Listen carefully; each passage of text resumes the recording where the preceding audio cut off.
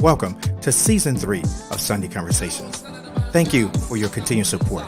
Get ready as we embark on this year's journey of great content. Sit back, enjoy, and delight yourself with these conversations. Good morning, everybody. What's up? Welcome to another episode of Sunday Conversations. I'm your boy, Isaac Davis, and today we have a fire topic that we will be discussing: binge learning the Bible. And today I got my boy with me, of course, none other than my homeboy, Alex. What's up, bro? What's going on with you? How you doing? That much, man. Chilling. So you sent me this nice video about binge learning the Bible. So what made you send me that video? Because we've been talking about just so many different topics over the course of the last year, or actually 2 years. And I thought about it. I was like, man, it always goes back to the word. Okay. It always goes back to the word. But what allows us to be able to have these, Sunday conversations that's filled with so much information is the fact that you don't just come up on here and just say whatever. We always back it up with the word. We always make sure that whatever we're talking about, it's still on the foundation of the word. So that was one of the things that it popped in my head when I saw it, especially what we were talking about last week. I was like, this is exactly why we have to be solidified in the word. Yeah. So there's a portion of the clip that you guys just saw that says that if we would binge watch or binge learn the word or binge read the word, that we will begin to hear from God. It says that if we truly wanted to hear from God, that we need to binge the word. I took that two ways. One way was I'm binging the word, but what I'm getting from it. Right. And then the other portion is that I'm binging to hear from God. So what is that getting me? Because the word says that God searched the rings of our heart. And if my heart is not pure and while I'm binging, then will God really speak to me? Right. Or am I taking that as the concept of this is what I'm taking from it, but I'm going to say that God told me this. Exactly. Yeah. Exactly. Yeah. So it's a twofold portion to that. Now, I did do a little research on binge learning. And you will find interesting that there are very, very extremely limited articles on binge learning. You'll find everything about binge eating. You'll find everything about binging in the negative, but you could not, it was hard for me to find something about binge learning. But however, I was able to find a little something. So before we get into this, let's give a definition of what binging is. Binging is defined as a consecutive consumption of content. A consecutive consumption of content. Now, when you take the word in that statement in the clip about that if we want to hear God, then we should binge the word. Now, if you take it to that context, it has more meaning to it. Right. But all the times that we typically hear binge, we think of it in that we learning something really quick, just so that we can grasp the knowledge of it really quick and then move on away from it, right? So, and it says that this has been raised as a fine art by companies like Netflix, and basically what they're saying about Netflix is that Netflix purposely do series type of content to get you to come back to watch it, because it's proven that if you give 30-40 minutes worth of our segment of our content, that they leave a cliffhanger at the end that will purposely make you come back to watch the next episode. So now that we got this definition of what binging is, what do you think? So that takes on, because like you said, it goes two different ways. When we binge something in the consumption or consecutively, like far as that content is concerned, what it does is you can be so, like, using Netflix as an example. When I find a good show, we go in. I'm not moving from my couch I'm not like I'm at work, but I'm thinking about I gotta watch the next 2 episodes so I can figure out what's going on. So, all right. So I got one for you. Yeah. Are you watching Power Book 2 now? No, I haven't even started that. So what? So so even on with that, I don't watch stuff purposely now. So that you can get Just all so of I it, can get so you all can of binge it. watch it. Because I don't want to have to wait. Okay. So what does that do for me now? Now I'm impatient. I can't watch regular TV shows because I wait till they go on Hulu and I watch the whole series because I have to watch it in its full. I have to consume it in its full entirety. I can't watch it now. Here's the crazy part: after I've gone through that binge, now I don't have anything else to watch. Now I'm searching for something. For something to fill that void. To fill the void of what I just binged on. So when we look at it and we correlate that with the word, sometimes we could say like. And I thought about this from our own personal journey as far as being, leaders in the church and having responsibilities. Yeah, we're gonna hit that too. When you are, say, it's your time or it's your week to step up for whatever responsibility to teach, to pray. You already on my thought already. So when we are in that mode, sometimes we are a little bit more focused and saying, "Oh, I got to make sure I consume as much as I can." And we binge. So then I binge, but then as soon as I come off of that, I ain't gotta pray this week. I ain't gotta teach this week. Oh, thank God. Man. Oh my goodness. And what we do is we leave ourselves with this empty void, not being able to stay consistent in that process. Okay, well, since you brought that up, we typically have what? Well, our pastor is different. Our pastor is different. We can come to him and say, "Hey, Pastor, I got a word I would love to teach," and he allows us to. And he allows.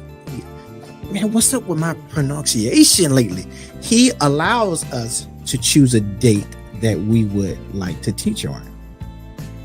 What's typically your time frame from the time that you got this word to the time from the time you get the word to the time that you inform pastor to the time that you actually teach? What's your typical time frame? So it's varied, but the longest has been a year. So that was my initial. Okay, that was the initial. So I had preparation in that.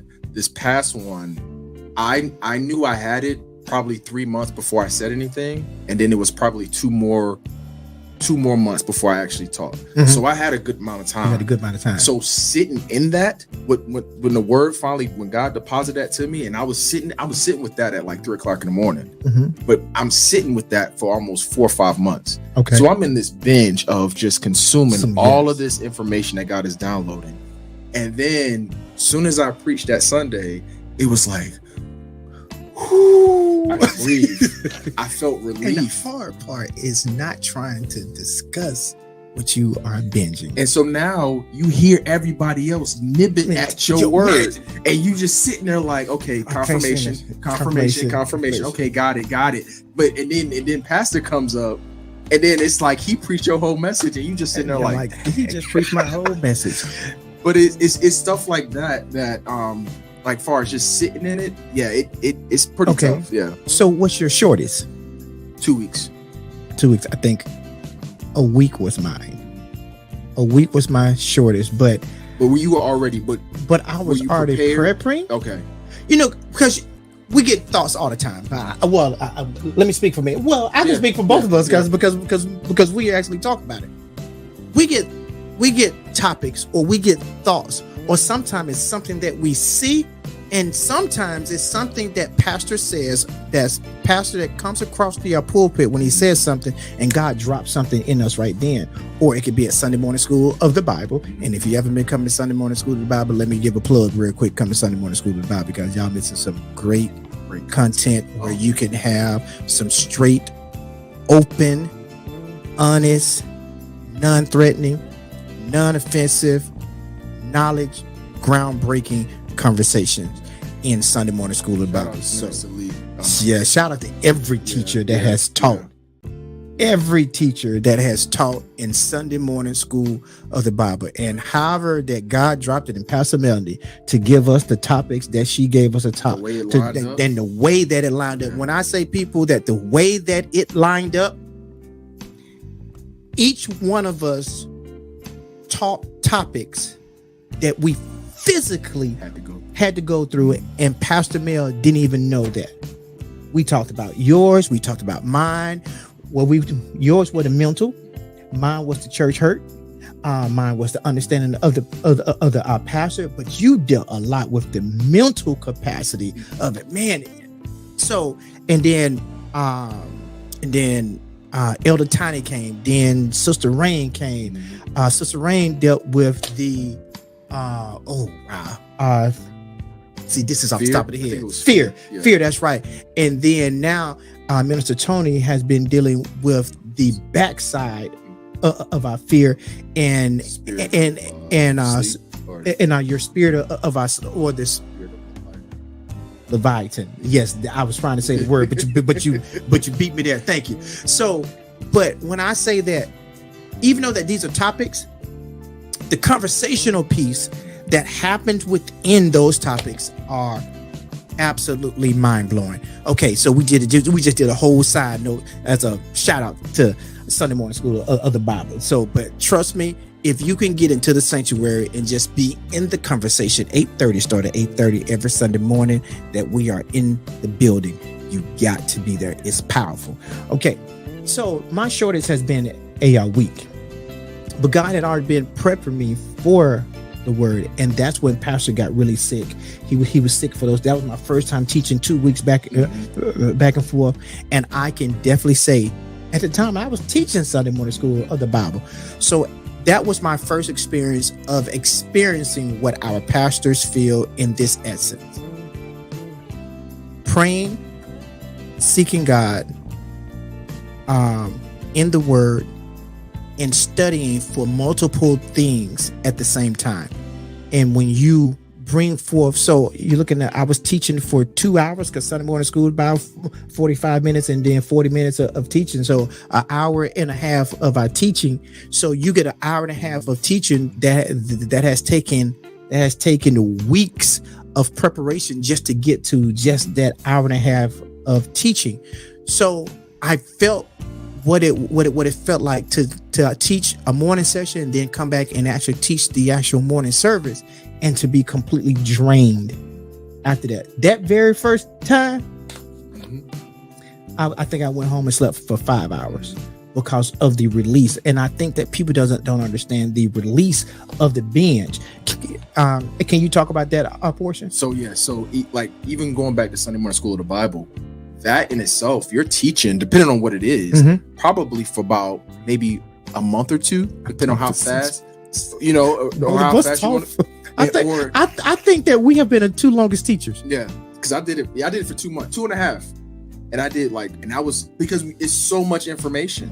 I felt you went longer than 2.5 months. It was 2.5 months. Okay, then I went for 3 days. Yeah, you did. Okay. Yeah. And then dang it. And even before that, Pastor Mel was teaching for maybe 4 or 5 months. That's right. So, so just imagine having to be in that, and you're constantly having to make sure that I'm providing information. And we just in chapter 3. And just in chapter 3, we didn't even crack the half of the book yet. Because part 2, we ain't even got to part 2 yet. We ain't got to the second half of the book yet. That's right. But so that release, I would say, it's not necessarily a release from the responsibility of what you're doing, but it's just a moment to just take that break. But when you're not in that mode, that's where it can be dangerous. And the reason why I say that is because if you're not constantly being consistent in your word life, your prayer life, if you're not taking that in season and out of season, what can happen is you can miss that momentum that God has given you. Because I feel that momentum when I came off of that last message, I had momentum. I was like, oh man, I'm ready. I'm already working on my next message, and then after a while, you kind of feel like, okay. But watch this. Take a break. Let's define that. It says binge learning is often defined as information overload. In practice, it is the ability to access large quantities of learning content and complete it on demand. So that's what we feel, is that we go and what's your studying technique for you? So I got the Bible, commentary, and then I have to write it out. So my thoughts and everything has to be written out, and then after that, that's how I get to put it on. So I have the Word, I have the Bible dictionary, I have a commentary, I have the Blue Letter Bible, and then I have Google. And I know people be talking about Google. There's a scholarly, there's a scholar side to Google, which means that the content that's being researched is peer-reviewed content versus just what people put out on the web. And even some of the stuff that we just use through regular Google search, it does provide some of the scholarly side too.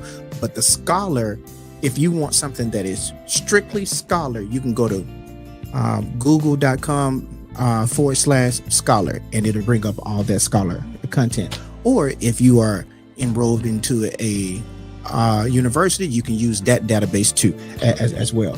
So that's what I use. And so typically when whatever topic comes to me, I research that topic, and then I try my best to do word search, in which meaning that is where that you take words and you break down those words, and you go and you attempt to define and find information that supports the topic that God gave you. You're going to find the scripture that God gave you. You're going to do all of that to background, to prep for a 40-minute message. And you can imagine that I think that the most amount of content I had to study, and once I put it all together and put it into the thing, it was 20 pages long. That's a whole book. Exactly. And we have to, and to be honest, you can't even make it through 20 pages of notes unless you just blasting through. Anybody make it through 20 pages of notes is miraculously, because while we're teaching, God also drops stuff into our spirit while we're in the middle of our teaching. So in that process, I try now to get my notes page down to about 10 pages. So, and I know that I'm probably going to hit 5 of those 10. And then what's crazy is what you probably teach and what you still have left over you don't even get half the stuff that you got to get out because of how much information that you have. And I think that's so important, because you hit on it. When you are going through that process, there's still so much being downloaded in who you are from a personality standpoint, and your ability to see something. You may see something like, oh, I can correlate that with this, so I can just like we did with the grass. Because I know y'all hear us keep on talking about the grass, but we know exactly what it was, because I was teaching a message, and after I taught the message, this is how powerful God is. After I taught the message, God continued to drop things in my spirit about the message that I taught. And so then he correlated our relationship with him with the grass concept, which meaning, because you have to see my grass. One day we can talk about this right over here, and then we'll show the pictures and we'll correlate. Because what you guys did not know, I taught a message and Alex actually finished the backside of the message, and both of us had the same correlation to the grass, and both of us said we could have. Matter of fact, I said to him, I should have sent you the pictures of the grass, and you could have and you could have taught that. And so we'll have a conversation about that, and it's talking about the relationship that we have with God, which came out of Pastor Series, growing up and growing out with our God. So, oh my God. Okay. Yeah. But that's the thing. And so sitting in that, I think, what was the question again? I'm sorry. I forgot. See, that's what we do.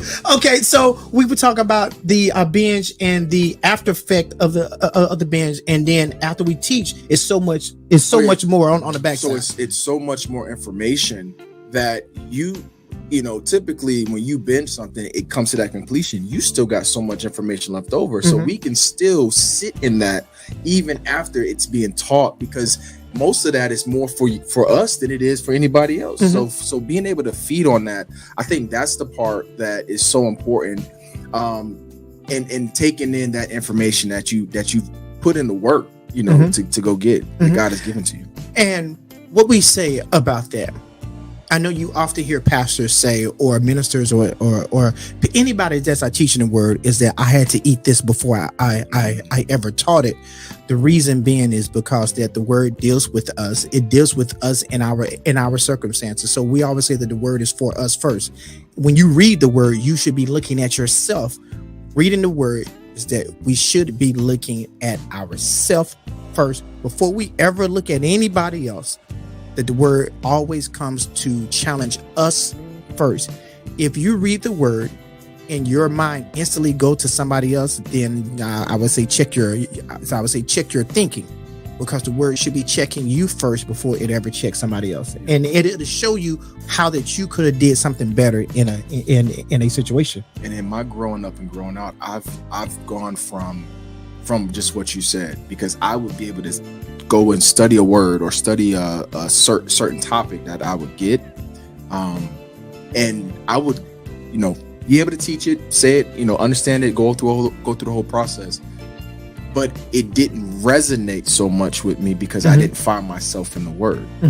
And so as I continued to grow and binge on the word, I would start finding myself. I would preach to myself more than I would, I would have preached a sermon like 3 or 4 times to myself, just from the midst of what I'm going through, before I said it to anybody else, before I even let, pastor know that I got this going on. And so being able to sit in that and to just allow that word to just to be edifying, I think has been the greatest feeling for me, which also lets me know that in the midst of what we're dealing with, that's probably the most important time for us to dive into that word, to just to find ourselves in the word, to find ourselves where we are, because it will reveal itself to you, and it will give you exactly what you need in that moment to help you get from point A to point B. That's right. Yeah. That's right. And it's funny because our pastor is so stern with some essence. I'll never forget the first time he came to me and said, you want to know what, Minister David, at the time when I was building, he said, you know what? I said, what? He said, you haven't preached since your initial sermon. I was like,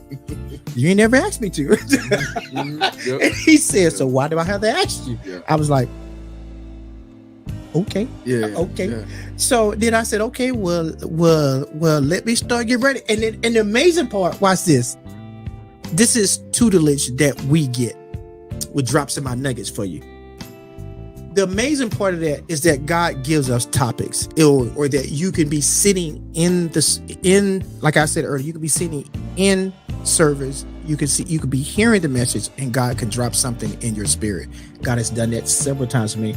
Even one time, God dropped the entire message. He dropped the title and all of the scriptures he wanted me to come from. One time, just sitting in church, and I had to write it down. Because some things you just got to pull over. If you're able to write it down quick, you need to write it down, because sometimes you would not remember it, and that's just factual. So, and he was telling me that, you need to be preparing yourself, because you're not just going to have a title and just be sitting around here and not facilitating the calling that is on your life. That's basically what he was saying. And so I was like, okay, but this is how God orchestrated that. Our pastor gives everybody the unique opportunity to build in their teaching process. And I like how he does it, because he gives these little assignments to you that'll cause you to be standing out in front of people. And what it does is that it's building your confidence in what you are about to do.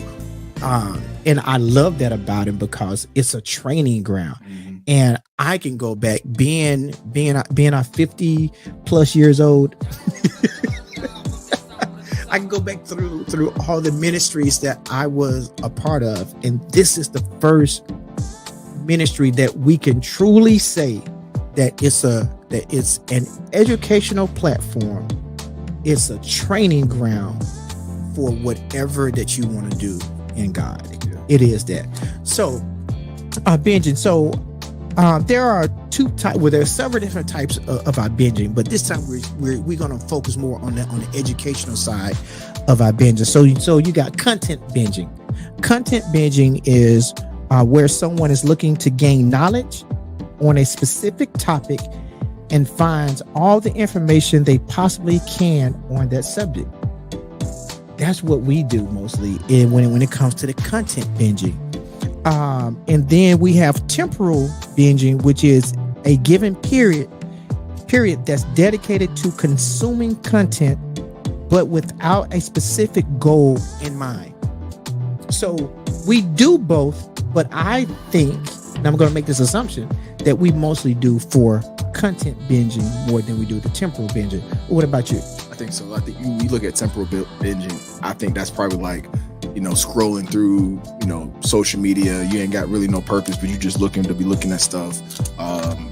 I know for me, sports is one of those things where I can just watch aimlessly with no intent or purpose. Mm-hmm. But when we look at the word, I'm looking at that with a purpose. I need something. There's a transaction that needs to occur in terms of my level of understanding. So the investment that I make, I'm looking to get something out of that that's going to be edifying to help not only myself but the people around me. So I think that definitely is one of those Okay. things. So you brought up social media, and when we're temporal binging, are you like me? I look through social media now for two lenses. I have two lenses looking at social media. I have a business platform and I have my personal platform. I'm mostly on my business platform now than I am my personal platform. So in my business platform, I look for stuff that is edifying to my business or edifying to the content I want to put out. So I look for stuff that's inspirational. I look for content that is conversational, that will create a conversation, that would create a conversation of feedback amongst others. I look for people's viewpoint. The reason I'm looking for that viewpoint, because typically, if you understand the algorithm of social media, is that once you start going down a certain track, social media will automatically start bringing that content to you, and you don't have to go looking for it. It'll bring it to you. So I do that, but then I'm hardly ever on my personal page. I'm not saying that I'm on my personal side. I'm hardly ever there now, because now Thank you for watching Sunday Conversations. Remember to like, comment, share, and subscribe to our YouTube channel and follow us on Facebook. We look forward to seeing you next week as we continue to bring you relevant content. Remember, God has a purpose and a plan for your life. Live life